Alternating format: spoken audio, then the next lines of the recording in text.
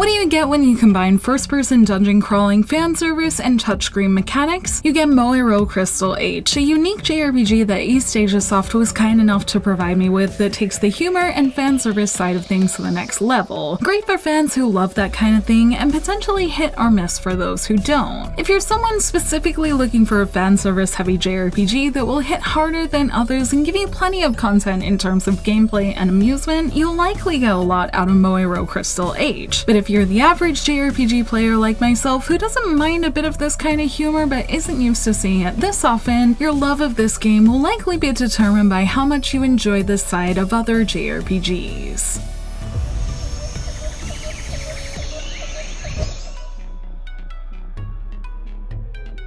In Moero Crystal H, you play as Xenox, who has traveled to the big city in search of his father. The city is the location of a great temple where the goddess of the world has trusted the sacred items, the Bra of Darkness and the Panties of Light, that keep the world balanced as long as they're kept together. By coincidence, Xenox finds himself at the wrong place at the wrong time, or the right one depending how you look at it, as he witnesses the theft of the Bra of Darkness and is asked to work together to get this sacred item back. Throw in some underwear-wearing otters, pretty monster girls, and Xenox's special power, and this is where the story of Moero Crystal begins, with Xenox and his growing group of monster girls on a quest to retrieve this sacred chest cover and save the monster girls affected by it before the world rises to the point of no return.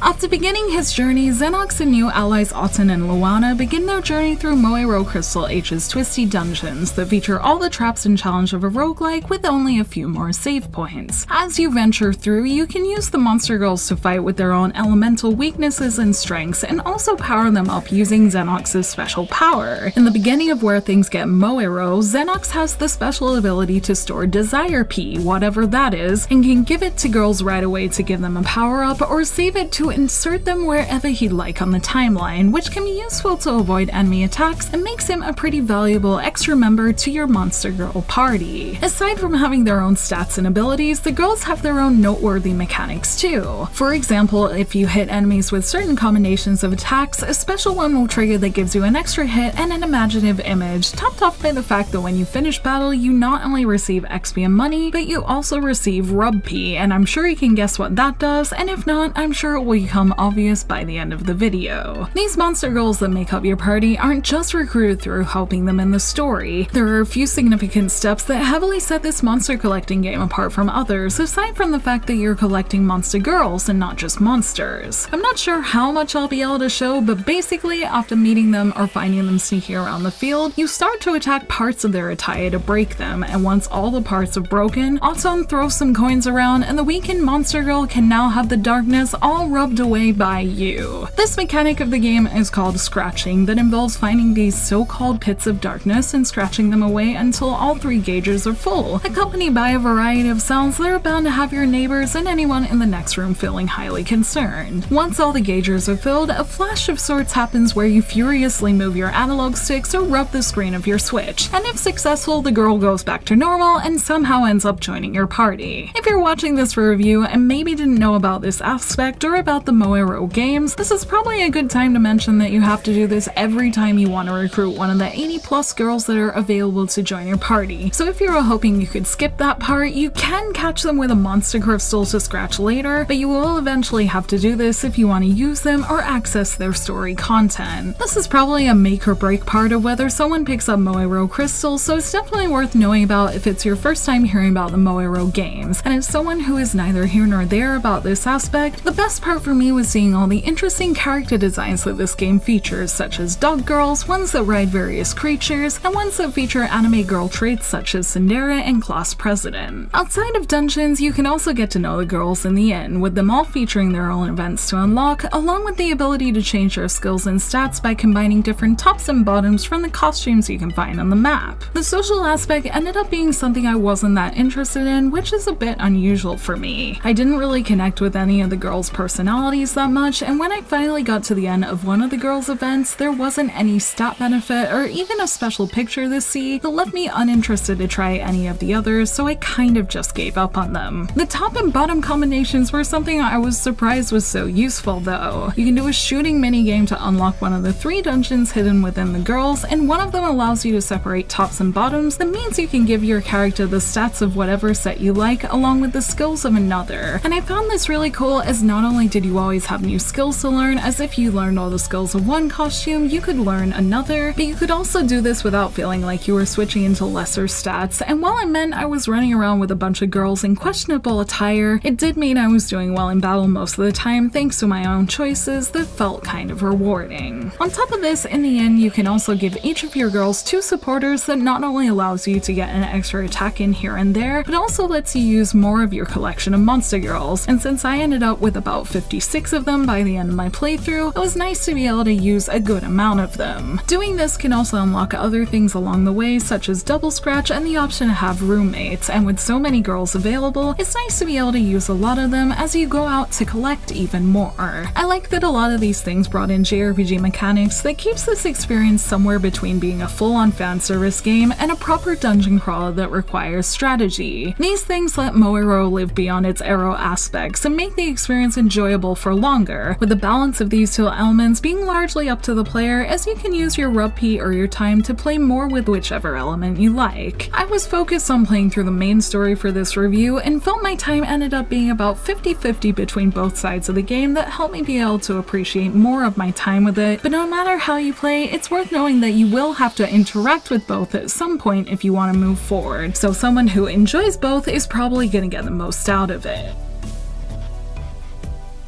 Moero Crystal H plays with the balance between being a JRPG and a fan service game, with the promise of its lewd humor being one of the main reasons I wanted to try it. Like hearing the same dirty joke multiple times though, there is a point where you might start to want something more, and since my Moero Crystal H playthrough ended up being about 35 hours long, my last 10 to 15 hours were when I started to hit that point and started kind of wanting things to end. At the beginning, I was really amused by this bizarre world that placed so much importance on a pair of underwear, all while having enemies that looked like things they shouldn't, and all the weird and wonderful ways the game somehow added fan service to everything. This was amusing for my first 20 hours, but from then on, all the enemies started to look the same, from the new ones that found a way to look suggestive to the ones that were just palette swaps. Hearing the same songs over and over again started to feel trite. The scratching was something I rushed my way through, which I was very happy was easy to do in handheld mode. Having one of the only traps on the map being falling down to lower floors started to get annoying, and hearing the same "oh no, Xenix accidentally touched someone's chest" joke over and over again had me eventually be excited to get to the final chapter, as it was all starting to get quite predictable. This feeling wasn't helped by the fact that I had some issues in my first 3 hours with the game that meant I felt apprehensive to do things like use a higher difficulty. Aside from realizing how little save points there were compared to other non-roguelike dungeon crawlers and having to restart multiple times as I was learning the mechanics, I also had the game freeze on me after scratching a girl at the training grounds after I'd finally succeeded, which meant I had to start again at no fault of my own. Because this got me a little worried about stability, any additional errors along the way, such as one where characters' pictures didn't load properly on the menu, meant that I didn't want to get too experimental with trying new things and just wanted to stick with what I knew worked. And while I've of course experienced crashes in other games, the fact that this one was so early on meant that it stuck in my head more than it would have maybe if it happened partway through. After those 3 hours and switching to easy mode, I did get into a comfortable way of playing with all my progress saved and ready to go that meant I could go through and start to enjoy it, but it was something that unfortunately sat in the back of my mind, so I would at the very least suggest saving regularly to other players just in case the same thing happens to you. That experience aside though, when I think back on my overall experience and when I started to lose excitement for it, I think I probably would have enjoyed it a lot more if it was about half the length, at least in its main campaign. I think if I finished around the 20-hour mark, I would have been left wanting more from the experience instead of feeling done with it and feeling safe in the fact that I hadn't had more errors along the way and like I could go into the post-game confidently with everything finished and still feeling fun. The last 2 or 3 dungeons could have easily been incorporated somewhere as optional extra content, and perhaps the smaller amount of main story could have helped in making the localization a little more precise, as I probably came across some slightly off grammar every time I played. Maybe someone who is more into fan service than I am or not binging it like I tend to binge games won't feel this way, way, and I truly hope that's the case. But for me, it all felt a little repetitive by the end, so I think it's important to keep your own tolerance for fan service and the way it runs in mind if you're considering picking this one up, as it will probably determine how much you enjoy it overall.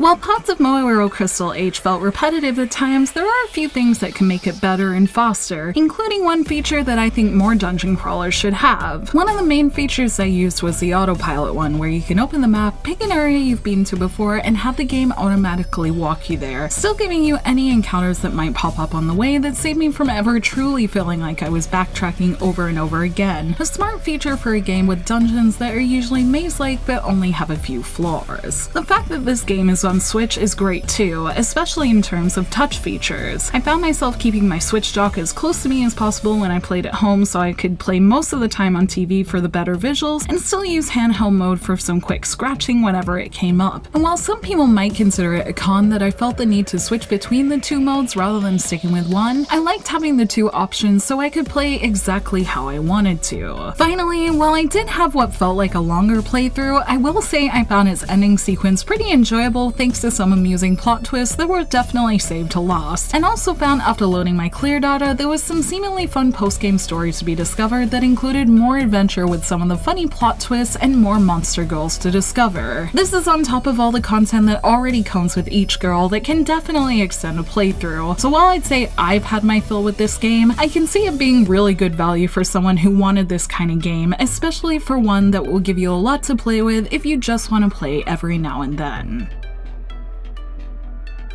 Moero Crystal H mostly fulfills its promise of fan service, dungeon crawling, and humor, with how much you get out of these things depending how much value you put on the fan service side of things. As I said, I feel like there's probably a certain type of player who will find this game enjoyable. If you just want to play from time to time, do a little dungeon crawling, see some pretty girls, and then jump out again, I think the issues I had with this game being repetitive will be to a lesser extent. But in longer play sessions or more regular ones, you may end up feeling like you want something more. All things considered though, if Moero found a way to spice things up and make things more interesting with more colorful humor in future entries or a bigger variety of dungeon traps and whatnot, I wouldn't be against trying more in future, and it was certainly memorable as it's quite different to any of the JRPGs I've played in the last few years. All in all, while Moero Crystal H isn't perfect, it's a port that feels good to play on Switch and isn't a bad one to have in a library of games for something that has a lot of content. So I hope future entries can learn how to be more enjoyable from this one, and I hope people who usually like this kind of game get more enjoyment out of it than I did.